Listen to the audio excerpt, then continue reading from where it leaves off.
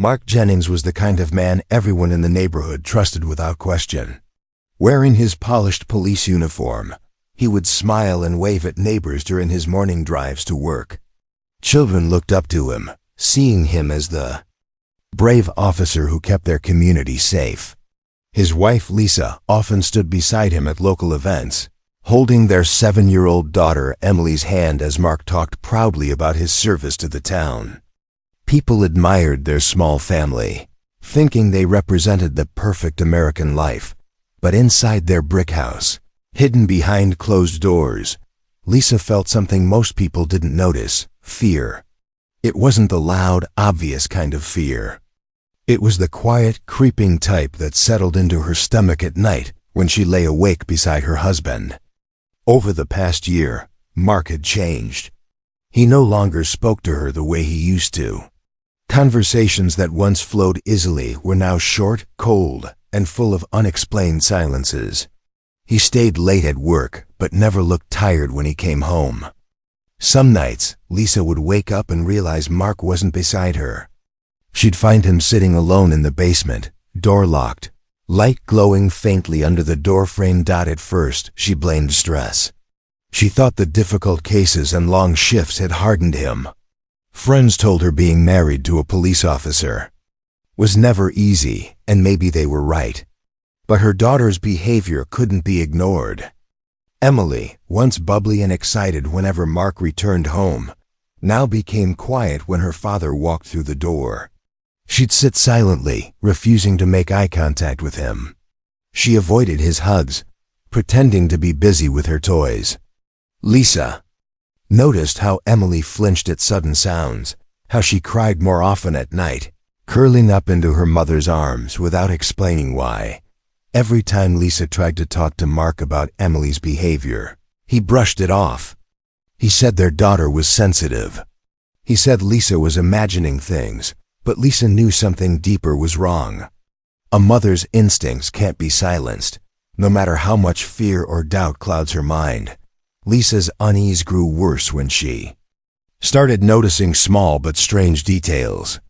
Emily's drawings changed. What were once colorful pictures of flowers and houses became darker, scribbles of sad faces, locked doors, and figures standing in shadows. Emily refused to explain them. Laundry days uncovered hidden stains on Emily's clothes Lisa couldn't explain. When she asked, Emily looked terrified, shaking her head silently. Lisa felt her world slowly crumble. As she searched for answers her mind wasn't ready to accept. At church, during family outings, or even while shopping, Lisa watched other families and felt like an outsider in her own life. She questioned herself every day. Was she overreacting? Was her imagination playing tricks on her? Or was her husband, the man she had loved for over a decade, hiding a nightmare too horrific to consider? One evening, Lisa made a decision that changed everything. She promised herself she'd stop ignoring the signs. She told herself that whatever truth lay hidden in the shadows of their home, she had to face it for Emily's sake, but nothing could prepare her for what she was about to discover. It was a Thursday evening when everything changed. Lisa's shift at the library ended earlier than usual. A colleague had offered to cover the rest of her hours, so Lisa took the chance to head home, hoping to spend some extra time with Emily. As she drove through the familiar streets of her quiet neighborhood, a strange sense of unease gnawed at her. She couldn't explain why, but something felt wrong. Pulling into the driveway, she immediately noticed Mark's patrol car parked outside. This wasn't normal. Mark always worked late shifts and wasn't due home for several more hours. Lisa's heart began to race. Maybe he was sick, she thought, or perhaps he had forgotten something and come back for it. She told herself there must be a simple explanation, though fear whispered otherwise. As she stepped inside the house, the silence hit her first. The usual hum of the television or Emily's laughter was absent. Everything felt still, almost too still. Lisa called out, but no answer came. She checked Emily's room, empty. Panic surged through her as she scanned. every corner of the house. Then she heard it, a faint noise coming from the basement. Mark rarely allowed anyone into the basement. He said it was where he kept police equipment and personal files, but Lisa had always respected his privacy. Tonight, though, every instinct told her to break that rule.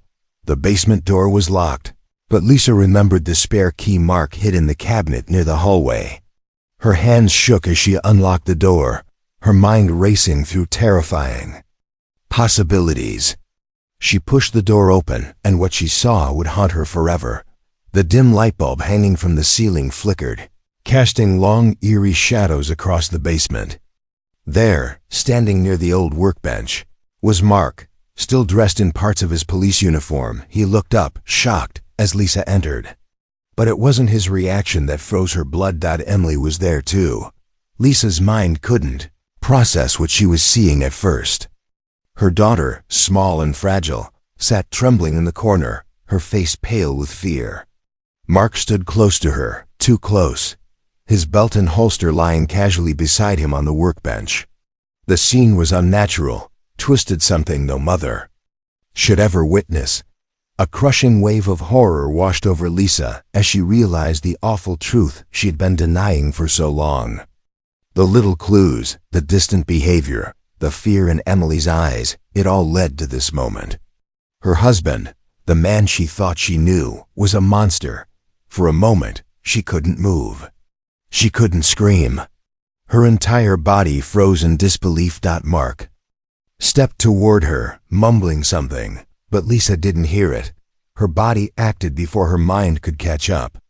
She backed away silently, not daring to take her eyes off him. She rushed upstairs, her breaths sharp and uneven. Her hands fumbled in the drawer where she kept the revolver Mark had once insisted she carry for protection. Lisa never thought she'd need it for this. With trembling fingers, she loaded the weapon, her mind spinning in chaos. This wasn't self-defense, in the way Mark had taught her. This was something else entirely. This was survival. Not just for her, but for Emily. She knew she couldn't wait. Every second spent hesitating might cost her daughter's life. Revolver in hand, she descended the basement steps for the second time. This time, she wasn't going to walk away. Lisa's footsteps were slow but deliberate as she moved down the basement stairs, the cold weight of the revolver steady in her trembling hands. Each step felt like walking deeper into a nightmare she still couldn't believe was real. Her vision blurred with tears, but her focus stayed locked on the man standing before her, the man she had once trusted more than anyone. Mark stood frozen in shock as she reappeared at the bottom of the stairs. His expression wasn't fear or regret, it was anger. His eyes, once familiar and warm, now looked cold and calculating. But Lisa didn't care. All she saw was the threat he posed to their daughter. Emily remained curled in the corner of the room, too terrified to move or cry. For a moment, everything was silent. Then Mark took a single step toward Lisa, raising his hand as if to calm her, as if he could still control her with his lies. But Lisa's mind had crossed a line. Every memory of her husband, every moment of love and trust, shattered like glass in that instant. What mattered now was saving Emily. Her finger tightened on the trigger. The first shot rang out sharply, echoing against the concrete walls of the basement. The bullet struck Mark in the shoulder, spinning him backward. He staggered, his hand reaching desperately toward the workbench where his gun holster lay. Lisa fired again before he could reach it. This time, the shot hit his chest. Mark collapsed to his knees, coughing and gasping, blood seeping quickly through his uniform. Lisa moved closer, her vision tunneled, her ears deafened by the ringing from the gunshots. Mark looked up at her one final time. There was no apology in his eyes, no remorse, only hatred and disbelief that his control was finally broken. She pulled the trigger again, and again. The revolver clicked empty. Lisa stood over Mark's lifeless body, panting, shaking violently.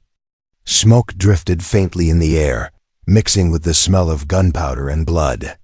Her body felt numb, her mind disconnected from what she had just done. She let the empty revolver fall from her hand, clattering against the floor. The silence that followed was heavy, suffocating. It wasn't until Emily's small, fragile sob broke through the silence that Lisa snapped back to reality. She turned, finding her daughter still huddled in the corner, her tiny body trembling uncontrollably. Lisa dropped to her knees and gathered Emily into her arms. The child clung to her mother with every ounce of strength she had left. Lisa didn't speak. She couldn't. They sat there, locked in that embrace for what felt like forever. Somewhere in the distance, sirens began to wail. Neighbors must have heard the gunshots and called for help. But Lisa didn't move. She had no intention of running. She knew that whatever happened next, she couldn't protect Emily from the world outside. The secret was out. The nightmare was over. Police officers stormed the house minutes later. They found Lisa sitting on the cold basement floor beside Mark's body, holding Emily close as if letting go would shatter them both. Her clothes were stained with blood and tears. Her expression was blank, almost lifeless. No one spoke as the officers led her upstairs. No one dared to ask questions. Mark Jennings, the respected police officer, the trusted man of the community, was dead, and his wife had killed him. The news spread through the small town like wildfire. Mark Jennings, the decorated police officer, had been shot and killed inside his own home. But the shock turned into disbelief when the details emerged. His wife Lisa had pulled the trigger. At first, people struggled to understand. Neighbors who once waved to Mark every morning now stood outside their homes in silence, whispering questions no one could answer. How could the perfect family have ended in such horror? As detectives arrived at the house that night, what they discovered changed everything. The investigation started with confusion. Lisa remained silent, holding Emily tightly in the corner of the living room, her eyes hollow, her voice gone. Officers initially suspected a case of domestic violence or mental breakdown. But the truth hidden inside Mark's basement told a much darker story. Detectives uncovered Mark's personal laptop hidden beneath the workbench. When they forced it open, they found hidden folders protected by layers of encryption. It didn't take long for digital forensics to break through.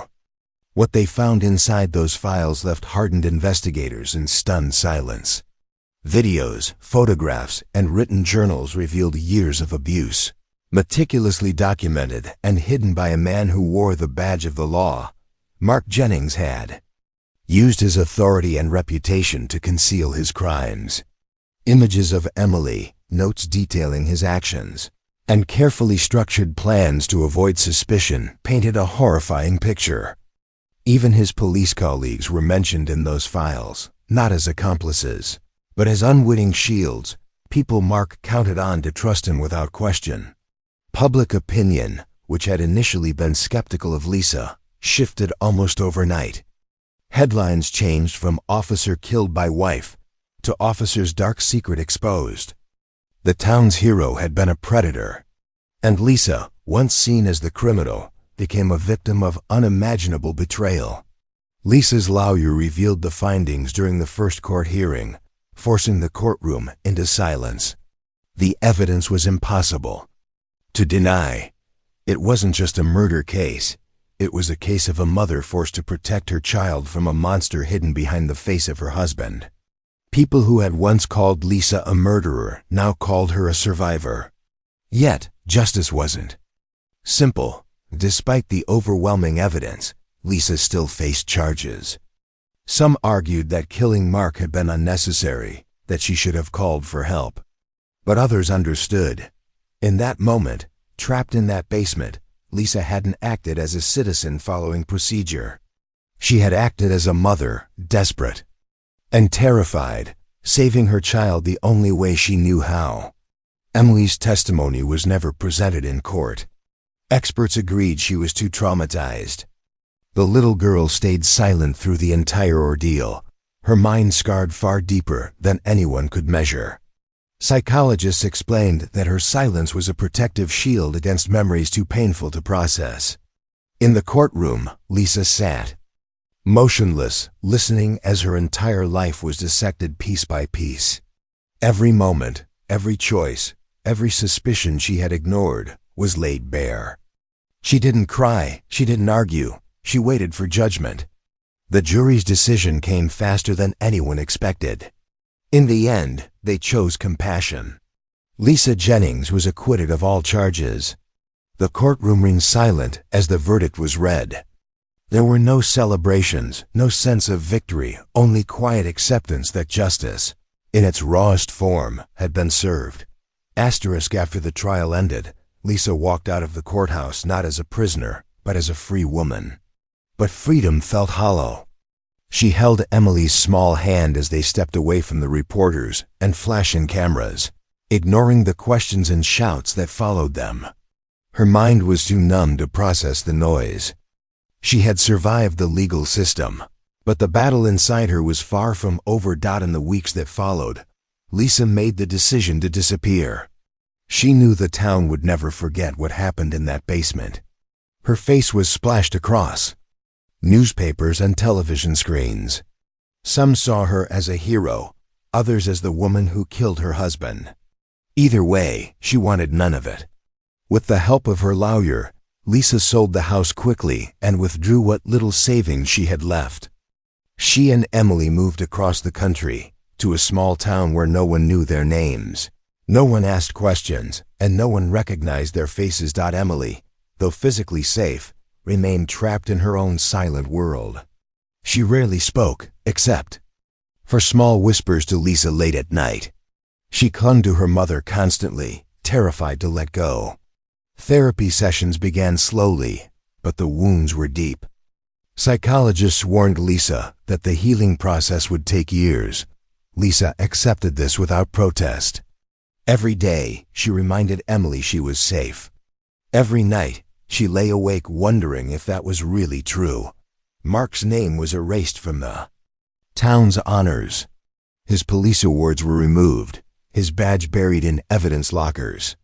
Fellow officers struggled with their guilt, questioning how they had missed the signs for so long. Mark Jennings had fooled everyone, even those who worked beside him every day. For Lisa, justice was never about revenge. It wasn't about headlines or public opinion. Justice for her was the simple, painful truth that her daughter was no longer living in fear. But it came at a price she never wanted to pay. She had lost the life she once believed in, the man she had once loved, and the trust she had placed in people around her. In the small rental home where they now lived, Lisa tried to build something resembling normal. She planted flowers in the front yard, enrolled Emily in a new school, and kept her head down. Neighbors knew her as a quiet woman who rarely spoke. They never asked why her daughter refused to play with other children. They didn't ask why. Lisa kept the house doors locked at all times. Lisa carried the weight of what happened every day. The image of Mark lying on the basement floor haunted her dreams. But when fear threatened to overwhelm her, she reminded herself why she pulled the trigger for Emily. She replayed that truth again and again until it became her shield. Years passed quietly. Lisa never remarried. She never returned to her hometown. She focused on one thing, being the mother Emily needed. And though the scars never fully faded, she watched her daughter slowly reclaim her childhood. One day at a time, Lisa knew she couldn't erase the past, but in the silent moments when the world outside was calm, she allowed herself to believe they had escaped it. And that, for her, was justice. Asterisk.